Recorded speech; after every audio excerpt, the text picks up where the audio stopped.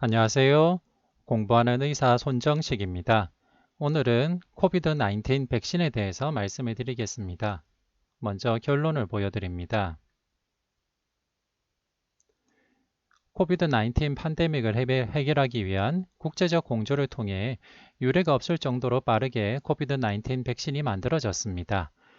코비드-19 백신 임상시험 결과 및 실제 현장에서 분석된 코비드-19 백신의 예방 효과는 뚜렷하게 입증되었습니다.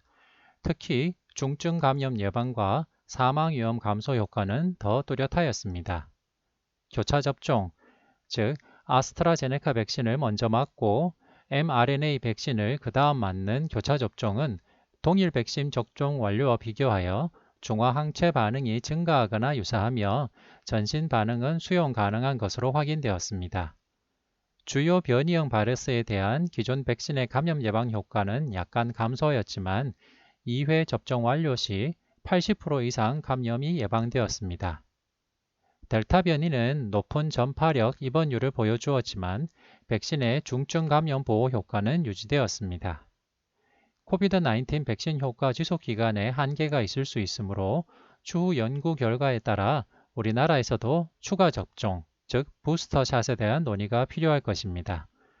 코비드-19 백신의 이상 반응은 정상적인 면역 형성 과정에서 나타날 수 있습니다.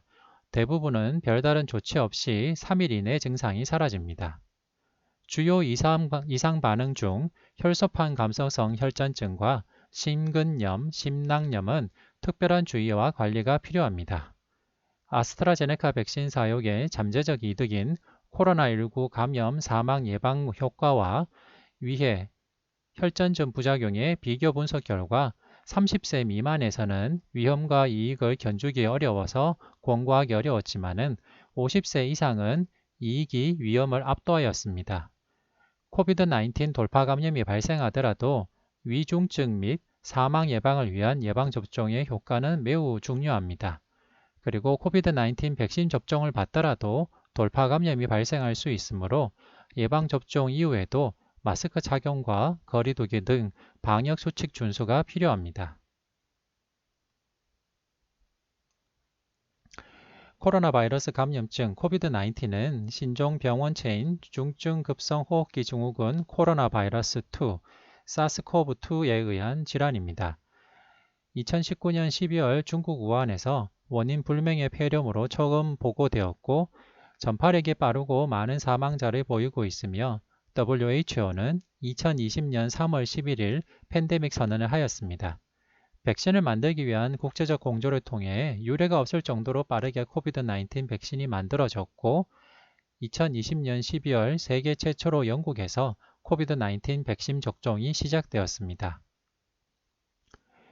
코비드-19 백신의 종류별 특성을 말씀드리겠습니다. 사스코브2 바이러스는 표면에 위치한 스파이크 단백질을 이용해 숙주세포의 수용체와 결합해서 감염을 합니다. 코비드-19 백신의 원리는 스파이크 단백질을 신체에 전달해서 항체를 만들게 하는 것입니다. 현재 대한민국에서 사용되는 백신으로는 mRNA 백신, 핵산 백신으로 화이자, 모더나 백신, 바이러스 벡터 백신으로 아스트라제네카, 얀센 백신이 있습니다. 코비드-19 변이 바이러스에 대해서 말씀드리겠습니다. 코비드-19 변이 바이러스는 주요 변이 바이러스, 베리언트 오브 컨선과 기타 변이 바이러스, 베리언트 오브 인터레스트로 나뉩니다. 지역 유래 명칭의 사용 방지 및 원활한 소통을 위해 그리스 알파벳으로 변이 바이러스를 명명합니다. 주요 변이 바이러스에는 현재 알파형, 베타형, 감마형, 델타형이 포함되어 있고 올해 8월 둘째 주 주요 변이 바이러스 검출 분석 결과 우리나라에서는 델타형이 85.3%를 차지하여서 우세형이 되었습니다. 코비드-19 변이 바이러스의 특징을 보겠습니다. 알파형은 영국에서 처음 발견되었고 전파력 증가하고 2차 감염률이 증가하였고 입원 증가, 중증도 및 사망 위험 증가도 가능한 변이였습니다. 최근 우세형이 된 델타형은 인도에서 처음 보고가 되었고 알파형 변이 대비 1.6배 높은 전파력과 2차 감염률 증가 효과를 보였고 입원율이 증가하는 것을 보였고 현재 사용되는 백신의 효과가 감소 가능하다는 것이 시사되었습니다. 하지만 중증 감염에 대한 보호 효과는 유지되고 있습니다. 코비드-19 백신의 효과를 말씀드리겠습니다. 코비드-19 백신 임상시험 결과 및 실제 현장에서 분석된 예방 효과는 뚜렷하게 입증되었고 특히 중증 감염 예방과 사망 위험 감소 효과는 더 뚜렷하였습니다. 우리나라에서 2021년 2월 26일부터 4월 26일까지 60세 이상 백신 접종자, 비접종자 대상 분석 결과 예방접종 2주 후부터 86.6% 이상 갑영 예방 효과를 보였고 백신별로 아스트라제네카 백신 효과는 86% 정도, 화이자 백신 효과는 89.7%로 확인되었습니다. 한국보건의료연구원과 대한의학회 공동연구 결과 교차 접종, 즉 1차로 아스트라제네카 백신을 맞고 2차로 mRNA 백신을 맞는 교차 접종은 동일 백신 접종 완료와 비교해서 중화항체 반응이 증가하거나 유사하며 전신 반응은 수용 가능한 것으로 확인되었습니다. 주요 변이형 바이러스에 대한 기존 백신의 감염 예방 효과는 약간 감소했지만 2회 접종 완료 시 80% 이상 감염이 예방되었습니다. 그리고 코비드-19 백신 접종 후에 코비드-19에 감염되는 것을 돌파 감염이라고 하는데요. 돌파 감염이 일어나더라도 백신 종류와 관계없이 입원이 필요한 경우는 백신 미접종군에 비해 상대적으로 적었습니다. 주요 변이형 바이러스에 대한 백신의 입원, 사망 예방 효과는 2회 접종 완료 시 86%에서 96% 감소 효과를 보여주었고 델타 변이는 높은 전파력과 입원율을 보여주었지만 백신의 중증 감염 예방 효과는 유지되었습니다. 백신별 코로나19 유증상 감염 예방 효과를 보겠습니다. 화이자 백신은 유증상 감염 예방이 90% 이상 보고가 되었고 알파 변이도 90% 이상 효과적인 예방 효과를 보여주었습니다.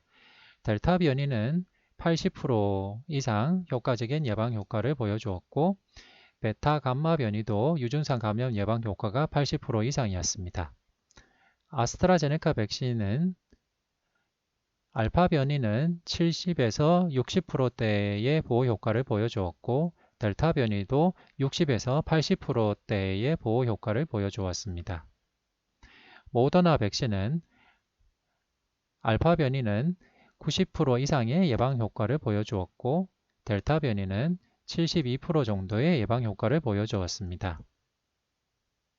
그리고 백신별 코로나19 입원 예방 효과를 보겠습니다.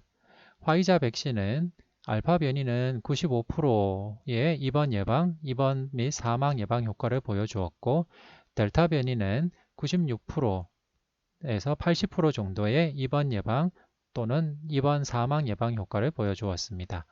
아스트라제네카 백신은 알파 변이에 대해서는 86% 정도의 입원 예방, 85% 정도의 입원 사망 예방 효과를 보여주었고 델타 변이에 대해서도 90% 정도의 입원 예방, 입원 사망 예방 효과를 보여주었습니다. 모더나 백신은 알파 변이는 94% 정도 입원 사망 예방 효과를 보여주었고 델타 변이도 96% 정도 입원 사망 예방 효과를 보여주었습니다. 코비드-19 백신 접종 후에 돌파 감염도 보고가 되고 있는데요. 누적 돌파 감염 추정 사례는 8월 12일 기준 국내 접종 완료자 중 0.03% 정도에 해당하는 2,000명 정도가 돌파 감염이 보고가 되었습니다. 백신 종류별로는 얀센 백신 접종자 중 발생률이 0.08% 정도, 아스트라제네카는 0.046% 정도, 화이자는 0.015% 정도 순이었으며 교차 접종자 중 발생률은 0.008% 정도였습니다. 다만 교차 접종이 발생했다 하더라도 위중증 사례는 19명, 즉 돌파 감염자의 0.9%에 불과했고 사망은 2명, 돌파 감염자의 0.09%였습니다. 예방접종률 증가에 따라서 돌파 감염자 발생은 지속적으로 증가할 수 있으나 현재까지 돌파 감염률은 낮은 수준으로 유지되고 있습니다.